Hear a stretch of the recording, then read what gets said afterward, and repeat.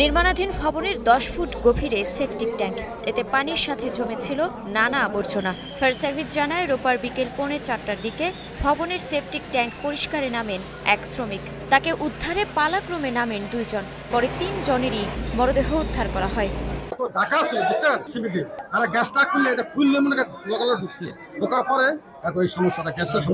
একজনের পাশে আরেকজন গেছে, আরেকজনের পাশে আরেকজন গেছে, গ্যাস গরম করছে, এই গ্যাসেতে 3 জন মারা গেছে। মুন্সিগঞ্জ শহরের খালিস্ট এলাকায় সিঙ্গাপুর প্রবাসী সবুজ কাজীর ভবনে সেপটিক ট্যাঙ্কে ঘটে এই দুর্ঘটনা। এখানে তো সবকিছু আছে, কিন্তু ওই আমাদের নিরাপত্তাটা নাই। কোমরে বেল নাই, সেফটি বেল নাই, মাথায় হেলমেট নাই। বেশিরভাগ মালিকেরা এইসব দিতে চায় না। এই সাবধানতা অবলম্বন করা দরকার, আর নয় এইভাবে দুর্ঘটনা ঘটতেই থাকবো, এই গরিব শ্রমিকগুলি মারা যাবে। নিরাপত্তা ব্যবস্থা থাকুক যাতে কোনো শ্রমিক এইভাবে কোনো দুর্ঘটনার শিকার না হয়। ফায়ার সার্ভিসের কর্মকর্তারা জানায়, সেপটিক ট্যাঙ্কের মুখ খুলে রাখার অন্তত 24 ঘন্টা পর ভেতরে প্রবেশ করতে হয়।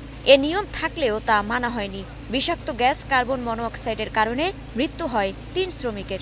খবর পেয়ে 1 ঘন্টার চেষ্টায় মরদেহ উদ্ধার করে ফায়ার সার্ভিস। এই সেফটি ট্যাঙ্কটা যেহেতু বদ্ধ ছিল, তার ঢাকনা লাগানো ছিল, এই লেবাররা যখন এটা খুলে নিচে নামতে গিয়েছে, সাথে সাথে তারা অক্সিজেন কাটা বয়ে তারা এখানে 3 জন নিহত হয়েছে। যে কোনো সেফটি ট্যাঙ্কি পরিষ্কার করতে গেলে বা নতুন কোনো সেফটি ট্যাঙ্কির অবশ্যই ঢাকনায় 24 ঘন্টা আগে খুলে তারপরে এখানে কাজ শুরু করতে হবে। মরদেহ উদ্ধার করে পাঠানো হচ্ছে মুন্সিগঞ্জ জেনারেল হাসপাতালের মর্গে। মরদেহ উদ্ধার হয়েছে। মরদেহের বিষয়ে আমরা একটা ইউডি মামলা করব। ইউডি মামলা করে তারপরে পরবর্তী আইনগত যে ব্যবস্থা আছে সকল কার্যক্রম গ্রহণ করব। নিহত শাহিন ইসলাম, ইব্রাহিম ও ফিরোজ উত্তরবঙ্গের বিভিন্ন এলাকার বাসিন্দা। Desk report, star news.